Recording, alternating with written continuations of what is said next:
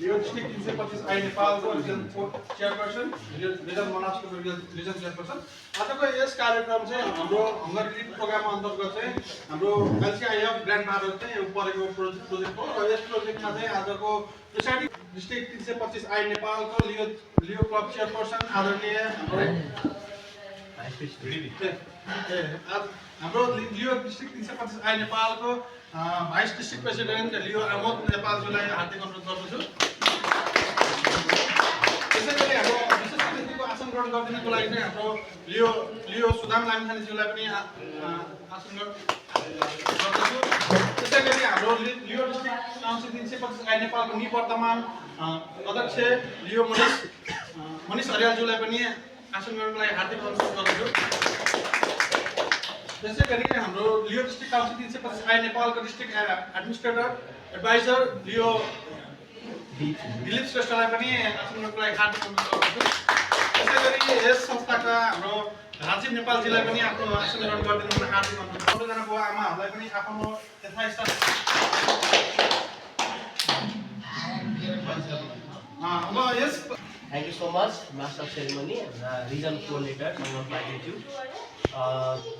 Presiding Officer, त्यसै गरी लियो club chairman लगायत सम्पूर्ण डिग्निटरिजहरू सबैको आसन ग्रहणमै प्रोटोकल स्थापना भइसकेको छ। म यो सम्बोधनलाई यथोचित राख्दै म थोरै केही कुरा चाहिँ भन्न चाहन्छु। मैले भन्न लागेको कुरा चाहिँ के भन्दाखेरि सबैलाई जानकारी दिन खोजेको कुरा चाहिँ यो प्रोग्राम चाहिँ हामीले के अन्तर्गत गरिरहेका छौँ भन्ने कुरा चाहिँ मैले खुलाउन खोजेको हो। यो प्रोग्राम चाहिँ हाम्रो लायन्स अन्तर्राष्ट्रियबाट यो चाहिँ अन्तर्राष्ट्रियबाट हामीलाई चाहिँ हाम्रो लियो डिस्ट्रिक्ट काउन्सिल 325 आई नेपाललाई चाहिँ सर्भिस ग्रान्ट गरेको चाहिँ के भन्दाखेरि सामाजिक काम गर्नको लागि भनेर उहाँहरूले फन्ड दिनुभएको थियो। त्यही अन्तर्गत हामीले विभिन्न सेक्सनमा काम गर्दै गर्दा नुवाकोटमा हजुरहरूको यस प्राङ्गणमा आज हामी यहाँ उपस्थित भएका छौँ र हामीले सके जतिको हामीले चाहिँ पोषक आहार भनेर पोषक आहार सँगसँगै चाहिँ जीवनको लागि आहार भनेर हामीले चाहिँ त्यो चाहिँ वितरण कार्यक्रम चाहिँ हामीले अहिले गरिरहेको हौँ र त्यसको लागि चाहिँ हामीलाई सहयोग गर्नुभएको हामीसँग समन्वय गर्नुभएको हामीसँगैको लियो म जिल्ला अध्यक्ष हुँदै गर्दाखेरि चाहिँ हाम्रो चाहिँ जिल्लाको एडभाइजर पनि भएर काम गर्नुभएको लियो लायन पनि हुन्छ राजीव नेपालज्यूलाई चाहिँ धेरै धेरै धन्यवाद दिन चाहन्छु। किनभने उहाँले गर्दाखेरि नै हामीले चाहिँ यो जोडिने मौका पायौँ र आज यहाँ उपस्थित हुन पायौँ। त्यस्तै गरी म विशेष मौका यो प्रदान गर्नुभएकोमा नुवाकोट क्षेत्रकै हाम्रा क्लबहरू हुनुहुन्छ लियो क्लब अफ नुवाकोट परोपकार र लियो क्लब अफ नुवाकोट क्यापिटल दुईटै क्लबबाट यहाँ साथीहरू हुनुहुन्छ। हाम्रो भाइस प्रेसिडेन्ट ज्यूको पनि होम क्लबै हो लियो क्लब नुवाकोट परोपकार। नुवाकोट क्यापिटलबाट पनि यहाँनिर आउनुभएको छ। उहाँहरूलाई पनि धेरै धेरै धन्यवाद दिन चाहन्छु। उहाँहरू आज एज अ भोलिन्टियर यो ठाउँमा किनभने सबैजना ट्राभल नगर्दै गर्दाखेरि हाम्रो लियोको काहीँ पनि कमी नहुने चाहिँ उहाँहरूले वातावरण क्रिएट गर्नुभएको छ। उहाँलाई पनि धेरै धेरै धन्यवाद दिन चाहन्छु। त्यसै गरी काठमाडौँबाट पनि लियो आउनुभएको छ लियो क्लब काठमाडौँ भेगुटी मेरो आफ्नै होम क्लबबाट आउनुभएको छ। उहाँलाई पनि धेरै धेरै धन्यवाद दिन चाहन्छु भेगुटीलाई पनि।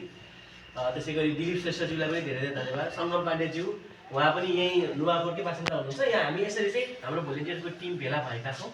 अब धेरै कुरा भन्नु केही छैन। हामीसँग यहाँ बहिनीहरू पनि हुनुहुन्छ दुईजना पछाडिपट्टि बसेर भएको उहाँहरू तारकेश्वर क्लबबाट हुनुहुन्छ। उहाँहरूलाई धन्यवाद दिन चाहन्छु र यहाँ बुवा आमा सबैजनालाई पनि हजुरलाई धेरै धन्यवाद। नेत्र भनेको हजुरसँग भेटघाट गर्न पाइयो त्यो नै सबभन्दा ठुलो कुरा हो र आगामी दिनमा पनि भेटघाट गर्न चाहिँ पाइराखौँ र रमाइलो गर्दै चाहिँ अब हाम्रो चाहिँ अबको बसाइ एकछिन अब हामी बस्छौँ। त्यसपछि आगामी दिनमा पनि यहाँहरूसँग चाहिँ समन्वय गर्न यहाँहरूसँग केही कसो यहाँहरूलाई चाहिँ आफ्नो पनि केही कुराहरू छ भने यहाँले हामीसँग राख्न सक्नुहुन्छ। अब हामीले सकिएला नसकेला कोसिस त गर्न सकिन्छ होइन के कस्तो कोसिस गर्न सकिन्छ। पछि हामी त्यसको चाहिँ राजीवजी पनि यही हुन्छ उहाँसँगको समन्वयमा हामी गर्नेछौँ। धेरै लामो कुरा नभनिकन म चाहिँ आफ्नो भनाइ यही टुङ्ग्याउन चाहन्छु। हजुरहरूको सबैको दिन शुभ होस्। सम्पूर्णलाई शिवरात्रिको उपलक्ष्यमा पनि ह्याप्पी महाशिवरात्रि र महादेव पशुपतिनाथको कृपा चाहिँ हामी सबैलाई पाइरहेको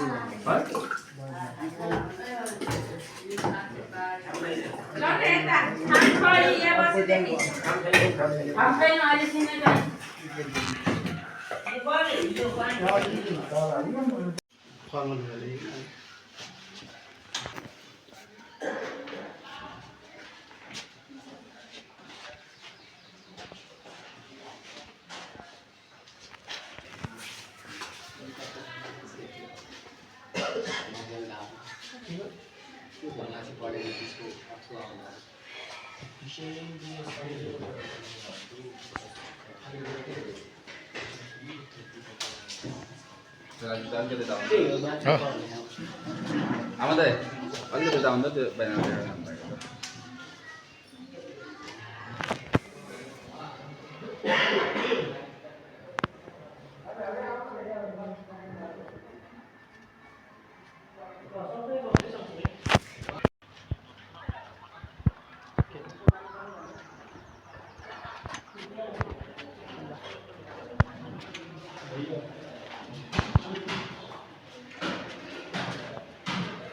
काम गर्ने